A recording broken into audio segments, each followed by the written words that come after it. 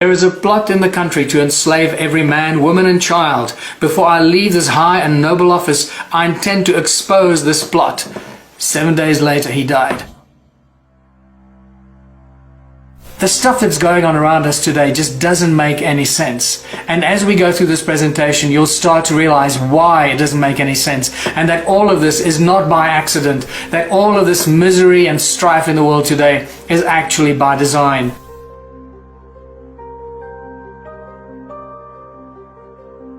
Why is the world divided like this? It is not by accident. All of this is by very meticulously planned action. It is all done by design through the control systems that run our world. All you got to do at all times is follow the money. You'll get to the top and discover the Rothschild banking empire and their cronies, the banking families, and what is often referred to as the royal political elite. These families that control the world did not suddenly come into power in the last 100 years. We're talking about thousands of years of royal bloodline control of the world. The Rothschilds and the other banking families pretty much own all the central banks of the world. This is a shock to the system. The central banks of the world, like the Federal Bank of America, the Bank of England, the South African Reserve Bank, the Reserve Bank of Australia, India, Brazil, all the central banks of all the countries of the world do not belong to the people. They are owned private entities that are controlled and owned by the Rothschild banking empire.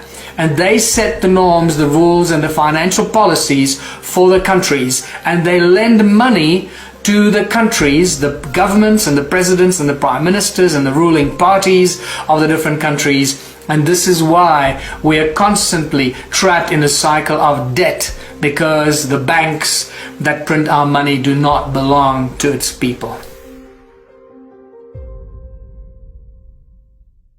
What is money really? Well, money is just an idea. It's a piece of paper. It's a tool of enslavement. And what you will learn here is that money is not something that evolved over thousands of years of bartering and trading as a tool that can help humanity prosper. No, it's exactly the opposite. Money was a tool of enslavement that was conjured up a long time ago and introduced as a complete and whole philosophy and a tool of enslavement. It's just a piece of paper that controls our lives. It burns and disappears. Where did money come from? How did money originate? Very few people are actually aware of this. Well, about 6,000 years ago, the first money appeared in the form of clay tablets. This is during the Sumerian Empire. Well, the Sumerian texts tell us about when money first appeared, and also when the first royal bloodlines first appeared, and we find the emergence of the first kings, or the so-called first priest kings. And it just so happens that these first priest kings that appeared out of the blue on earth suddenly created all the banks, they created their temples, and in their temples they started to print these clay tablets, which became the first forms of money. So in essence, the temples of these first kings that appeared on earth were the first banks from which the first forms of money were distributed to the people. And nothing has changed in thousands of years. This is really important. So what if I told you that banks create money out of thin air? Would you be surprised? Well, that's exactly what happens. They have nothing. Money is absolutely useless. It is a piece of paper. It has no backing, and this is why it's called fiat currency, fiat money.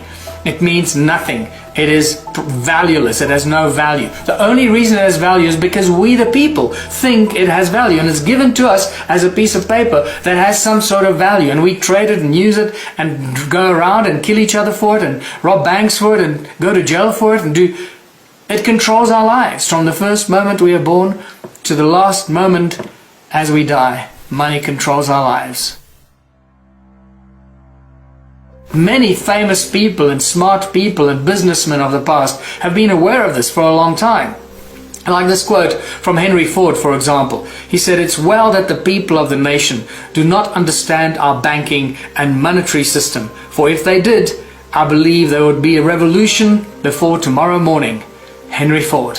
Many people, many great leaders of the past have resisted money, have resisted the bankers. JFK tried to break America free from the Federal Reserve Bank stranglehold on the people of the United States. This is a quote 7 days from before he died. He says, "There is a plot in the country to enslave every man, woman and child. Before I leave this high and noble office, I intend to expose this plot."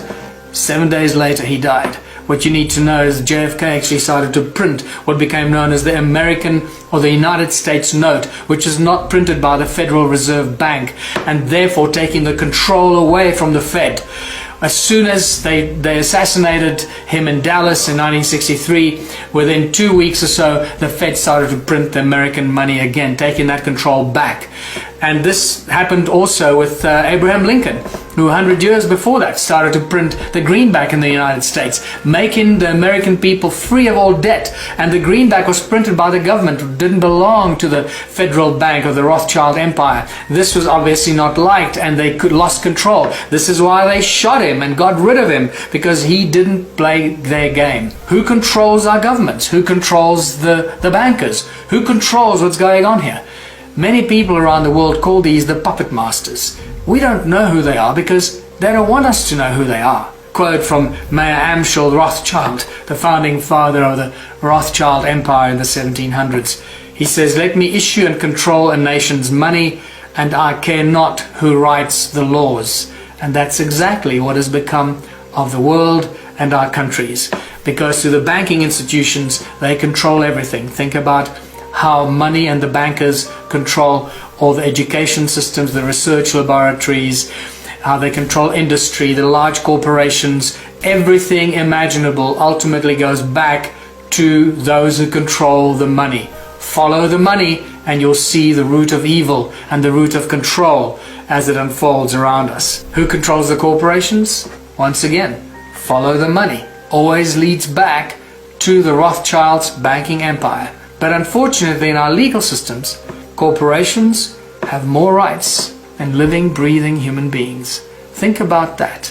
This is unimaginable that something like this could even happen.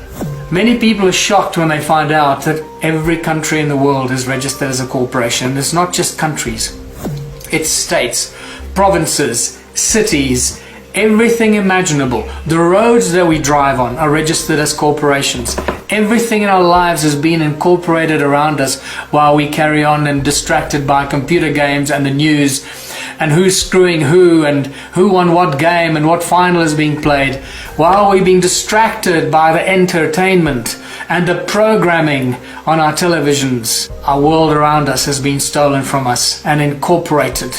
And this is how, through the legal system and the corporations that have more rights than living, breathing human beings, we the people have become slaves to the corporations every step of the way.